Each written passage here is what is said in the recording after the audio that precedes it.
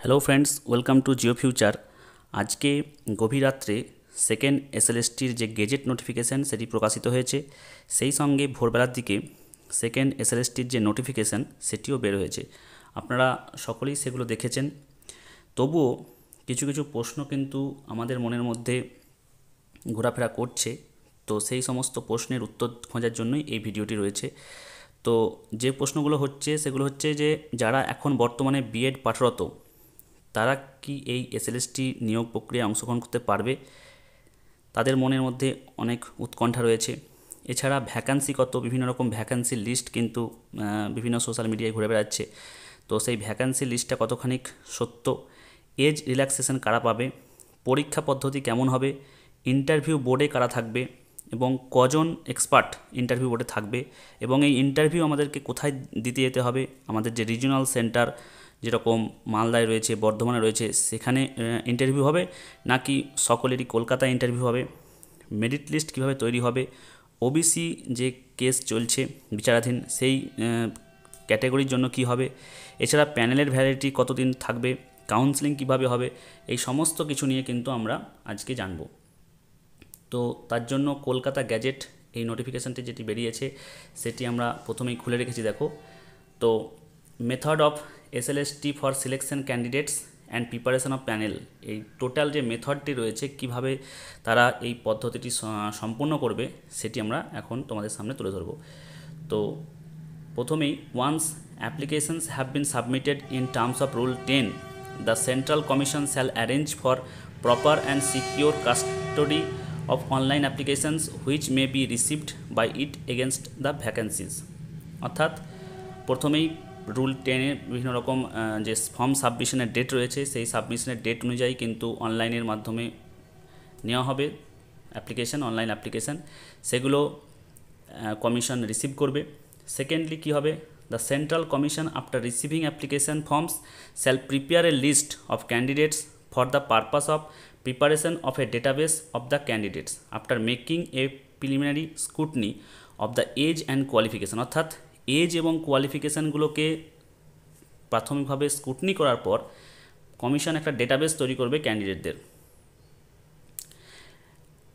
Which make them eligible to appear in the OMR based written test. এবং সেই স্ক্রুটনিতে যারা pass করবে, অর্থাৎ সেখানে যাদের সব কিছু ঠিকঠাক থাকবে, তারা কিন্তু ওএমআর বেসড যে রিটেন টেস্ট সেখানে বসতে পারবে। The central commission shall appoint paper setters moderators who shall not be below the rank of assistant professor of any UGC recognised college or university. এরপরে সেন্ট্রাল কমিশন পেপার সেটার বা মডারেটরদেরকে নিয়োগ করবে, অর্থাৎ যারা পরীক্ষাগুলোর question তৈরি করবে, এবং তারা অবশ্যই কলেজ ইউনিভার্সিটির অ্যাসিস্ট্যান্ট প্রফেসর এই র্যাঙ্কের কিন্তু নিচের কোনো র্যাঙ্কে তারা থাকবে না। অর্থাৎ মূলত কলেজ ইউনিভার্সিটির যারা professor, assistant professor, associate professor রয়েছেন এবং প্রফেসর রয়েছেন তারাই কিন্তু এই এক্সপার্ট কমিটিতে থাকবেন। এখানে কতজন এক্সপার্ট কোশ্চেন সেট করবেন একটা সাবজেক্টের জন্য সেগুলো কিন্তু উল্লেখ নেই। Next, the central commission shall conduct an OMR based written test in duplicate, the duplicate of which OMR sheet shall be retained by the applicants. অর্থাৎ যে পরীক্ষা হবে ওএমআর বেসড তার নিচে একটা কিন্তু কার্বন কপি দেওয়া থাকবে, সেই কার্বন কপি কিন্তু ক্যান্ডিডেট বাড়ি নিয়ে আসতে পারবে, যেখান থেকে সে পরবর্তীকালে দেখতে পারবে সে কোন প্রশ্নের উত্তর কী দিয়েছে এবং পরবর্তীকালে যখন অ্যান্সার কী বেরোবে সেগুলো থেকে সে মেলাতে পারবে। The central commission shall publish in its official website preliminary model answer key after the return test and may invite suggestion and or objections from the applicants.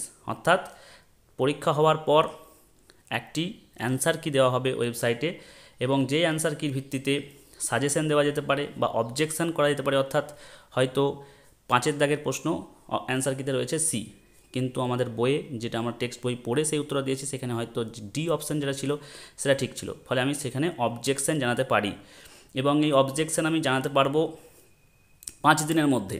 Publication of model answer কি, অর্থাৎ answer কি প্রকাশ হওয়ার 5 দিনের মধ্যে আমাকে সেই objection বা suggestion যাই থাকুক সেটা আমাকে অনলাইনে সাবমিট করতে হবে, এবং আশা করি তার জন্য কোনো ফিজও থাকতে পারে, সেই ফিজ কাটিয়ে কিন্তু সেই অবজেকশন দেওয়া যেতে পারে। And should be supported at least 2 authentic academic publications, এবং যে আমি অবজেকশন বা সাজেশনটা দেবো সেটা যেন 2টো অথেন্টিক অ্যাকাডেমিক পাবলিকেশন থেকে তার সাপোর্টেড ডকুমেন্টস থাকে। অর্থাৎ যে উত্তরটা হয়তো আমি বলছি বোর্ডকে যে এটা আপনি আনসার কিতে ভুল দিয়েছেন, তার সঠিক উত্তরটা সেই পেজটা কোন বই থেকে আমি বা কোনো পত্রিকা থেকে আমি সেটা তুলে দিচ্ছি, সেটার কিন্তু অথেন্টিকেশন তাদেরকে 2টো অথেন্টিক অ্যাকাডেমিক পাবলিকেশনের কিন্তু সাপোর্টেড ডকুমেন্টস হিসেবে তাদেরকে দিতে হবে। The Central Commission shall form a subject-wise expert committee comprising not less than 2 members in the rank not lower than professor of college or university. The expert committee shall deal with suggestion objections if any received from any public applicants. তারপরে central commission কি করবে, subject wise expert committee তৈরি করবে 2জন বা তার বেশি দিয়ে, যারা থাকবে প্রফেসর র্যাঙ্কের কলেজ বা ইউনিভার্সিটির, এবং তারা সেই যে সাজেশান বা অবজেকশানগুলো পড়লো অ্যান্সার কির উপর ভিত্তি করে সেগুলোকে নিয়ে তারা আলোচনা করবে এবং দেখবে যে কতটা সঠিক বোর্ডের অ্যান্সার কির সঙ্গে যেগুলো অবজেকশন বা সাজেশান পড়েছে সেগুলোকে, এবং তারপরে সেই হিসাবে ডিসিশান নেওয়া হবে যে কোন উত্তরটা সঠিক। তারপরে সেন্ট্রাল কমিশন কি করবে, shall finalize and upload on its website the final model answer key। তারপরে সেই অবজেকশান সাজেশানগুলোকে সবকে বিবেচনা করে আবার একটা ফাইনাল অ্যান্সার কি কিন্তু দেওয়া হবে, এবং ওএমআর সিটগুলো সেই ফাইনাল অ্যান্সার কির উপর ভিত্তি করেই কিন্তু দেখা হবে, বিবেচিত ইভ্যালুয়েশন করা হবে সেই ফাইনাল অ্যান্সার কির উপর বিবেচনা করে। দ্য সেন্ট্রাল, এছাড়াও এখানে একটা কথা বলা হচ্ছে যে provided that the central commission may allow candidates to view the image of their own OMR sheet online on payment of fees as fixed by the central commission and specified in its website. অর্থাৎ একটা তো copy ওএমআরের carbon copy বাড়ি চলেই এসছে পরীক্ষার দিন, এছাড়াও যদি তার হারিয়ে গিয়ে থাকে বা কোনো কিছু হয়ে থাকে, সে কিন্তু তার যে ওএমআর সিট তার কিন্তু ইমেজ আবার কমিশনের কাছে যাইতে পারে, ওই যখন ফাইনাল অ্যান্সার কি দেবে সেই সময়তেই দেওয়া হবে তার সেই অপশানটা, এবং সেখানে নির্দিষ্ট পেমেন্ট করে কিন্তু সেই ওএমআর সিট এর যে ইমেজ সেটা আমরা পেতে পারি। নেক্সট কি করা হবে, the central commission shall prepare and publish in its website a preliminary list with details of the candidates to be called for interview subject to verification of credentials and eligibility category wise on the basis of preliminary merit score as defined in rule 2/1K in the ratio of 1.6:1 of final vacancies। এই ইন্টারভিউয়ের আগে যে ভ্যাকান্সিটা থাকবে সেই সময় সরকারের কাছে সেটাই হচ্ছে ফাইনাল ভ্যাকান্সি। অর্থাৎ এই মুহূর্তে কোনো ভ্যাকান্সি যে লিস্টগুলো ঘুরে বেড়াচ্ছে সেগুলো সম্ভবত সেগুলো সঠিক নয়, কারণ এখানে বলেই দেওয়া হচ্ছে যে ইন্টারভিউয়ের আগে ভ্যাকান্সি কিন্তু দেখা হবে। অর্থাৎ এই 2-1 মাসের মধ্যে যদি কেউ রিটায়ার করে তাহলে সেই পোস্টগুলো কিন্তু সেখানে যুক্ত হবে, ফলে ইন্টারভিউয়ের আগে যে ভ্যাকান্সি থাকবে সেই ভ্যাকান্সি কিন্তু ফাইনাল ভ্যাকান্সি হিসেবে গণ্য হবে, এবং যে পরীক্ষা হয়েছিল সেই পরীক্ষার ফাইনাল অ্যান্সার কির উপর ভিত্তি করে তার ইভ্যালুয়েশন হয়েছে, তার রেজাল্ট হয়েছে, এবং সেই রেজাল্টের উপর 1.6 গুণ যা ভ্যাকান্সি থাকবে তার 1.6 গুণ কিন্তু ক্যান্ডিডেটকে ইন্টারভিউয়ের জন্য ডাকা হবে। অর্থাৎ 10টা যদি সিট থাকে, হয়তো দেখা গেল কোনো একটা সাবজেক্ট ইকোনমিক্স, সেখানে 10টা টিচার নেওয়া হবে, তাহলে 10টা টিচারের জন্য আমাকে 16 জনকে কিন্তু ইন্টারভিউয়ে ডাকা হবে, 1.6 গুণ ডাকা হবে, এবং সেটাই হয়ে যাবে কাট অফ। অর্থাৎ লাস্ট যে জন আছে ওই 1.6 গুণের হিসাবে যে জন লাস্ট থাকবে সে তার মার্কসটাই হয়ে যাবে cut off marks. In order to prepare the preliminary test as referred above, the marks obtained by the candidate who had secured last position on the basis of 1.6:1 ratio of final vacancy shall be the cutoff। এরপরে কি হবে, the preliminary list of the shortlisted candidates prepared by the central commission shall be forwarded to the respective regional commission। তারপরে ওই কাট অফের ভিত্তি করে, অর্থাৎ 10টা যদি সিট থাকে, 10টা যদি ভ্যাকান্সি থাকে কোনো সাবজেক্টে, তার সেই সাবজেক্টের জন্য 16 জনকে প্রথম যারা স্কোর করেছে লিখিত পরীক্ষায়, সেই লিখিত পরীক্ষার স্কোরের উপর ভিত্তি করে প্রথম 16 জনকে ডাকা হবে ইন্টারভিউয়ে। সেই 16 জনের লিস্ট পাঠিয়ে দেওয়া হবে রিজিওনাল কমিশনে, অর্থাৎ বিভিন্ন জন রিজিওনাল কমিশনগুলো আছে, উত্তরবঙ্গের জন্য মালদা রয়েছে, এছাড়াও বর্ধমানে রয়েছে, এরকম বিভিন্ন জায়গায় রয়েছে পশ্চিমবঙ্গের, সেই রিজিওনাল কমিশনগুলোকে সেই লিস্ট পাঠিয়ে দেওয়া হবে। Thereafter the regional commission shall verify the credentials and eligibility of the shortlisted candidates appearing for interview vis-a-vis their applications prior to conducting the interview. অর্থাৎ তারা ইন্টারভিউ কন্ডাক্ট করবে, অর্থাৎ ইন্টারভিউ কিন্তু নিজের নিজের রিজনাল সেন্টারে হবে, যে রিজনাল সেন্টারের অধীনে সেই রিজনাল সেন্টারে হবে। অর্থাৎ উত্তরবঙ্গের জন্য যেমন মালদাতে রয়েছে, এছাড়াও বর্ধমানে রয়েছে, এরকম বিভিন্ন জায়গায় রয়েছে, সেগুলোতে কিন্তু ইন্টারভিউ হবে এবং সেখানেই কিন্তু আবার একবার তার ডকুমেন্টস যেগুলো দিয়েছিল তার এলিজিবিলিটি কিন্তু আবার চেক করে দেখা হবে। সেখানে যদি তাদের কোনো মনে হয় যে এই ডকুমেন্টসটা একটু গণ্ডগোল লাগছে, পিএইচএ সার্টিফিকেট বা কোনো একটা সার্টিফিকেট, ফলে সেগুলো পিএইচের জন্য যেমন তাদেরই নিজস্ব মেডিকেল টিম আছে, সেখান থেকে কিন্তু তাকে ভেরিফাই করা হবে। এছাড়াও যদি তার কোনো ডকুমেন্টস হয়তো বিএডের মার্কশিট সার্টিফিকেট, সেগুলো যদি তাদের কোনো কিছু মনে হয়, তাহলে যে ইস্যুইং অথরিটি আছে, যে ইউনিভার্সিটি থেকে তারা পাস করেছে, সেই ইউনিভার্সিটির কাছ থেকে কিন্তু সেগুলো ভেরিফাই করা হবে তাদের সেই ডকুমেন্টসগুলো। এরপরে upon verification the respective regional commission shall submit reports to central commission as to the outcome of the verification process. তারপরে এই ভেরিফিকেশান প্রসেস এই সব কিছুর রিপোর্ট তারা পাঠিয়ে দেবে সেন্ট্রাল কমিশনের কাছে। Thereafter central commission shall prepare a consolidated interview list which shall be published and be forwarded to the interview board as specified in schedule 3। তো ওইখানে যে ডকুমেন্টসগুলো ভেরিফাই করা হলো ইন্টারভিউয়ের জন্য সাধারণত, সেই লিস্টটাই আবার চলে যাবে সেন্ট্রাল কমিশনের কাছে। তারপরে সেই লিস্টের উপর ভিত্তি করে কিন্তু ইন্টারভিউয়ের লিস্ট প্রকাশিত হবে, তারপরে কিন্তু ইন্টারভিউ হবে। After interview the interview board shall forward A detail report to the central commission which shall from the interview list, and on the basis of report of interview board prepare and publish a merit list category wise. On the basis of merit list as per schedule 2, the merit list shall contain the names of the eligible candidates who have appeared for interview. অর্থাৎ প্রথমে regional commission যেগুলো রয়েছে সেখানে চলে যাবে তাদের নাম, সেখানে তাদের কিন্তু ডকুমেন্টস ভেরিফিকেশন হবে এক রাউন্ড। ভালো করে বুঝে নাও, মেরিট লিস্ট পাবলিশ হবে একবার, কাদের যা হচ্ছে বললাম 1.6 গুণ বেশি করে যে ভ্যাকেন্সি আছে তার 1.6 গুণ করে যে সংখ্যাটা দাঁড়ায়, সেই সংখ্যার যে ক্যান্ডিডেটস হচ্ছে তারা গিয়ে নিজের রিজিওনাল সেন্টারে গিয়ে তাদের ভেরিফিকেশান করবে ডকুমেন্টসের। সেই ডকুমেন্টস ভেরিফিকেশান হওয়ার পর যে লিস্ট তৈরি হবে ফাইনাল ইন্টারভিউ লিস্ট, সেটা সেন্ট্রাল কমিশনের কাছে আসবে, তারা ইন্টারভিউ লিস্ট প্রকাশ করবে। তারপরে আবার রিজিওনাল ওই রিজিওনাল কমিশনগুলোতেই কিন্তু সেই ইন্টারভিউ হবে নির্দিষ্ট শিডিউল মেনে, এবং তারপরে ইন্টারভিউয়ের যে রিপোর্ট, ইন্টারভিউয়ের যে রেজাল্ট, সেই রেজাল্ট চলে যাবে আবার সেন্ট্রাল কমিশনের কাছে। তারপরে সেই রেজাল্টের ভিত্তিতে ক্যাটাগরি ওয়াইজ কিন্তু মেরিট লিস্ট পাবলিশ হবে। The Central Commission at the time of publishing merit-based panel of successful candidates equal to the number of vacancies shall arrange to inform each candidate through its website his own score in each segment of merit। অর্থাৎ বিভিন্ন যে সেগমেন্টগুলো আছে, অর্থাৎ কত সে লিখিত পরীক্ষায় পেয়েছে, কত সে academic score, experience, viva, demonstration, সব কিছু কিন্তু আলাদা আলাদা ভাগ করে তার মেরিটের স্কোর দেওয়া থাকবে, কাট অফ মার্কস দেওয়া থাকবে, ফাইনাল মার্কস তারপরে কত হলো সেগুলো সব দেওয়া থাকবে।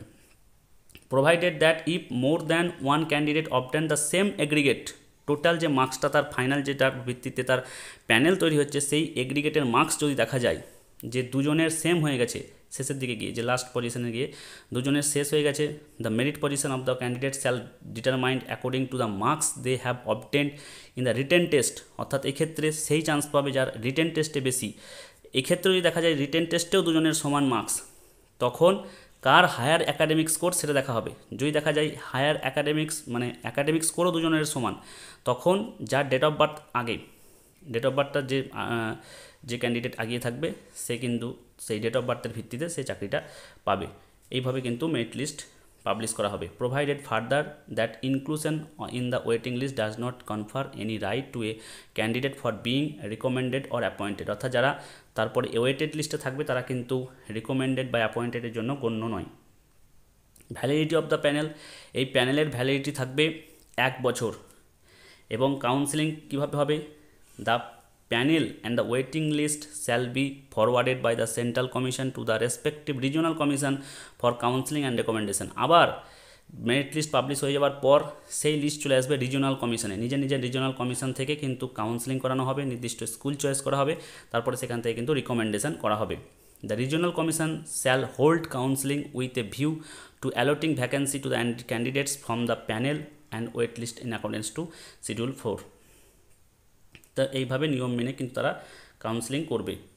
এরপর আমাদের যেটা জানার বিষয়, সেখানে যাচ্ছি preservation of OMR sheet. The OMR sheet of the written examination shall be destroyed by the central commission after 2 years from the date of expiry of the panel। অর্থাৎ প্যানেল এক্সপায়ারির 2 বছর পর কিন্তু OMR sheet of the written examination যে OMR সেটা কিন্তু destroy করে দেওয়া হবে। The scanned image of the OMR sheet shall be preserved for 10 years from the date of expiry of the panel। অর্থাৎ প্যানেল এক্সপায়ারি হওয়ার 2 বছর পর OMR sheet এর যে হার্ড কপি সেটা ডিস্ট্রয় করা হবে এবং 10 বছর পর যে স্ক্যান কপি সেটাও ডিস্ট্রয় করা হবে। এবার দেখো এখানে খুব গুরুত্বপূর্ণ, carrying forward the vacancies which are not fill up for lack of availability of candidates or for any other reason shall be carried forward for the next recruitment of transfer. এই যেগুলো vacancy পূরণ হবে না সেগুলো পরবর্তী ইতে যাবে। এরপরে যেগুলো আছে যে এসেনশিয়াল কোয়ালিফিকেশান, আমাদের এডুকেশনাল কোয়ালিফিকেশান, সেগুলো জায়গায় আমরা যাই। The candidates must B a citizen of India, এগুলো সবই জানি আমরা যে। এবং এক্ষেত্রে যেটা সবচেয়ে গুরুত্বপূর্ণ সেটা হচ্ছে যে যোগ্যতা মানগুলো আমাদের রয়েছে, অর্থাৎ আমাদের 11-12 জন্য বিএড প্লাস হচ্ছে MA, এই যে যোগ্যতাগুলো সেগুলো যে অনলাইন অ্যাপ্লিকেশনের লাস্ট ডেট তার আগেই কিন্তু তার সব কিছু কমপ্লিট থাকতে হবে, তার রেজাল্ট আউট হয়ে থাকতে হবে। একই রকমভাবে আমরা যদি 9-10 ক্ষেত্রে যাই সেখানেও তাই, এবং আপার প্রাইমারির ক্ষেত্রেও তাই।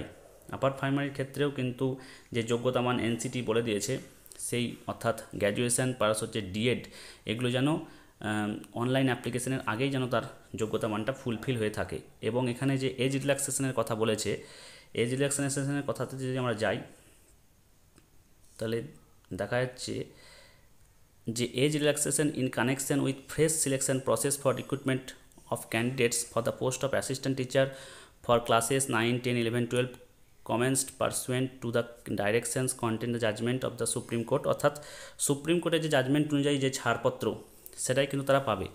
এবং বাকিদের কিন্তু 21 বছর থেকে 40 বছর এই হিসাবে কিন্তু তারা কিন্তু করতে পারবে, অ্যাপ্লাই করতে পারবে। Upper age limit is however relaxable as per state government norms for schedule caste, schedule type, OBC, হ্যাঁ। অর্থাৎ 21 থেকে 40 বছর পর্যন্ত কিন্তু যারা জেনারেল কাস্ট তারা সুযোগ পাবে। এছাড়াও যে স্টেট গভর্নমেন্টের যে নর্মস আছে সেই অনুযায়ী কিন্তু তারা ছাড় পাবে, অর্থাৎ 3 বছর 5 বছর এরকম ছাড় থাকে তারা পাবে। এছাড়াও যারা পুরনো পরীক্ষার্থী রয়েছে 2016 ক্যান্ডিডেট, তারা যেরকমভাবে সুপ্রিম কোর্ট বলেছে বয়সে ছাড়পত্র দিতে, তারাই সেটা পাবে, উপভোগ করবে। এবার যে মার্কসের কথা আসছি, দেখো 9-10 যেটা আমরা যদি যাই মার্কস, তাহলে রিটেন এক্সামিনেশনে OMR বেসড পরীক্ষা হবে 60 মার্কসের। অ্যাকাডেমিক্সের ক্ষেত্রে যে 10 মার্কস আছে সেই 10 মার্কস কিন্তু শুধুমাত্র দেওয়া হবে পোস্ট গ্র্যাজুয়েশনের ওপর, অর্থাৎ যে সাবজেক্টের ওপর সে দেখাবে পোস্ট গ্র্যাজুয়েশন বা গ্র্যাজুয়েশন তারই মার্কসটা দেখাবে, যেটা তার in the subject for which applied whichever is higher. অর্থাৎ 9-10 ক্ষেত্রে এটা আমরা দেখছি। 9-10 ক্ষেত্রে কি দেখা যাচ্ছে, 9-10 ক্ষেত্রে পোস্ট গ্র্যাজুয়েশন বা গ্র্যাজুয়েশনে যার পার্সেন্টেজ যেটা সবচেয়ে বেশি, গ্র্যাজুয়েশনে কারো হয়তো 60 আছে পার্সেন্ট, পোস্ট গ্র্যাজুয়েশনে হয়তো 70% আছে, তাহলে সে পোস্ট গ্র্যাজুয়েশন দেখাতে পারে, তো তার সেই মার্কসটাই গ্রহণ হবে। এবং 60%-এর বেশি পেলেই কিন্তু 10 মার্কস পেয়ে যাবে, এই একটাই মার্কস দেখা হবে। এবং 10 মার্কস রয়েছে টিচিং এক্সপিরিয়েন্সের ওপর। সেই এক্সপিরিয়েন্সটা কি, at the secondary level in a government or government aided or government sponsored school, কোনো প্রাইভেট স্কুল কিন্তু হবে না।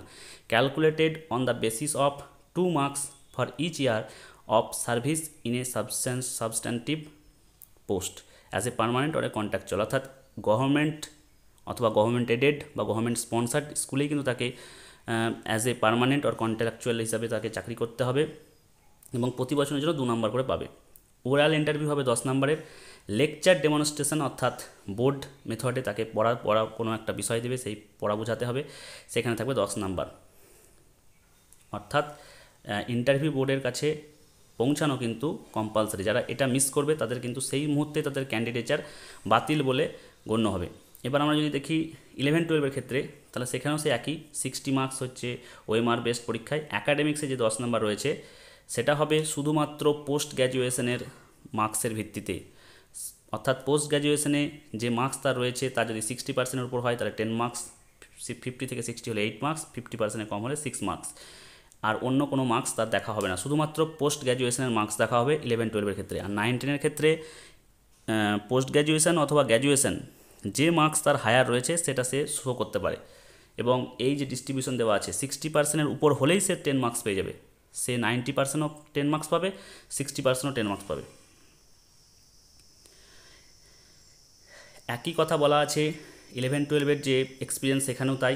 এখানেও ওরাল রয়েছে, মৌখিক প্রশ্ন ধরা হবে 10 নম্বরের, এবং লেকচার ডেমনস্ট্রেশন সেটা রয়েছে 10 নম্বরের। এবার আসছে সবচেয়ে গুরুত্বপূর্ণ, সেটা হচ্ছে upper primary level. Upper primary লেভেলে কিন্তু প্রথমেই একটি টেট নেওয়া হবে, সেই টেটের উপর ভিত্তি করে কিন্তু 40 মার্কস রয়েছে।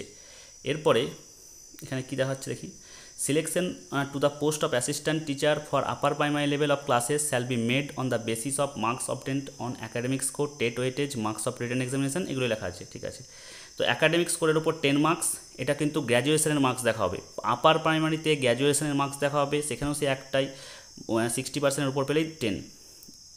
এবার টেট ওয়েটেজ, তার আগে একটা টেট পরীক্ষা নেওয়া হবে, সেই টেট পরীক্ষা যা হবে তার উপর ভিত্তি করে 40 মার্কস দেওয়া হবে। অর্থাৎ টেট পরীক্ষা যদি 150 মার্কসের হয় তাহলে 150-তে যারা 150 পাবে, 150-তে যারা 150 পাবে তারাই কিন্তু এই 40 মার্কস পাবে। আবার যে অনুপাতে তার 150-র উপর যত পাবে সেই অনুপাতে কিন্তু এখানে 40-র উপর মার্কস বসবে। রিটেন এক্সামিনেশন ওএমআর বেসড আবার একটা পরীক্ষা হবে, সেখানে তার 25 মার্কস সেখান থেকে বসবে। আশা করা যায় এই রিটেন এক্সামিনেশনটা 25 মার্কসেরই হতে পারে, যেহেতু ওয়েটেজ লেখা নাই, ফলে রিটেন এক্সামিনেশনটা ওএমআর বেসড এই পরীক্ষাটা 20 মার্কসের হতে পারে। এরপরে রয়েছে ওরাল ইন্টারভিউ, মৌখিক পরীক্ষা হবে 15 মার্কসের, অর্থাৎ মৌখিক যে সমস্ত প্রশ্ন এক্সপার্টরা করবে ইন্টারভিউ বোর্ডে সেখান থেকে 15 মার্কস। এরপরে লেকচার ডেমনস্ট্রেশন, অর্থাৎ বোর্ডের মাধ্যমে ব্ল্যাক বোর্ডে কোনো একটা বিষয়, সাবজেক্টের একটা বিষয়কে বোঝাতে হবে, সেটা হচ্ছে 5 মার্কস। এবং এক্ষেত্রেও তাই, এখানে যাওয়া কিন্তু বাধ্যতামূলক, এটা বাদ দিলে কিন্তু তার ক্যান্ডিডেচার পদ বাদ হবে। প্রায়র টিচিং এক্সপিরিয়েন্স হচ্ছে 5 মার্কস। আপার প্রাইমারি লেভেলের কোনো গভর্নমেন্ট এডেড, গভর্নমেন্ট স্পন্সার্ড স্কুলে কিন্তু তার কন্ট্রাকচুয়াল বা পার্মানেন্ট হিসাবে তার কাজ করার অভিজ্ঞতা থাকতে হবে, এবং প্রত্যেক বছরের জন্য 1 মার্কস করে পাবে। এভাবে সর্বোচ্চ 5 মার্কস পাবে, অর্থাৎ যারা প্রাইমারি স্কুলে করে তারাও পাবে না এরকম, আবার যারা প্রাইভেট স্কুলে করে তারাও কিন্তু কোনো মার্কস পাবে না। এবার চলে আসছি ইন্টারভিউ বোর্ডে কারা থাকবে। 4 জন মেম্বার থাকার সম্ভাবনা সবচেয়ে বেশি, কমপক্ষে 3 জন তো থাকবেই, কমপক্ষে 3 জন থাকবেই। লেখা আছে কোরাম শ্যাল বি 3 মেম্বার্স, অর্থাৎ কমপক্ষে 3 জন থাকবেই, এবং 4 জন থাকার সম্ভাবনা সবচেয়ে বেশি, তার 4 জনই বেশি ভাগ ইতে থাকবে, টেবিলে থাকবে। তো এই 4 জনের মধ্যে 2 মেম্বার্স থাকবে কোথা থেকে, সেন্ট্রাল কমিশন থেকে। এই সেন্ট্রাল কমিশনরা হবে অ্যাসোসিয়েট প্রফেসর র্যাঙ্ক বা প্রফেসর র্যাঙ্কের কলেজ ইউনিভার্সিটির স্যার। আর 2 মেম্বার্স থাকবে রিজিওনাল কমিশন থেকে, তারা অ্যাসিস্ট্যান্ট প্রফেসর, অ্যাসোসিয়েট প্রফেসর এরকম কলেজ ইউনিভার্সিটির স্যার হবে, এবং তার মধ্যে থেকে একজন সাবজেক্ট এক্সপার্ট থাকবে। আর যেটা 2 জন থাকবে সেন্ট্রাল কমিশন থেকে, সেখানেও কিন্তু একজন সাবজেক্ট এক্সপার্ট থাকবে। অর্থাৎ সেন্ট্রাল কমিশন অর্থাৎ কলকাতার স্যার থাকবে 2 জন, তারা অ্যাসোসিয়েট বা অ্যাসিস্ট্যান্ট প্রফেসর এরকম ধরনের স্যার থাকবে। আর 2 জন থাকবে রিজিওনাল কমিশন থেকে, সেখানেও যে 2 জন থাকবে তারাও অ্যাসিস্ট্যান্ট প্রফেসর কোনো কলেজ বা ইউনিভার্সিটি থাকবে, এবং তার মধ্যে থেকে একজন সাবজেক্ট এক্সপার্ট থাকবে, অর্থাৎ যে হয়তো ভূগোলের পরীক্ষা দিচ্ছে সেখানে ভূগোল সাবজেক্টের স্যার থাকবে কলেজ বা ইউনিভার্সিটির। তো এই ছিল কিছু আলোচনা। যদি কোনো তোমাদের জিজ্ঞাসা থেকে থাকে বা আপনাদের জিজ্ঞাসা থেকে থাকে তো অবশ্যই সেগুলো কমেন্ট বক্সে জানান, আমরা সেগুলো দেখার চেষ্টা করব। তো আজকের মতো ভিডিওটি এখানেই শেষ করছি। Thank you.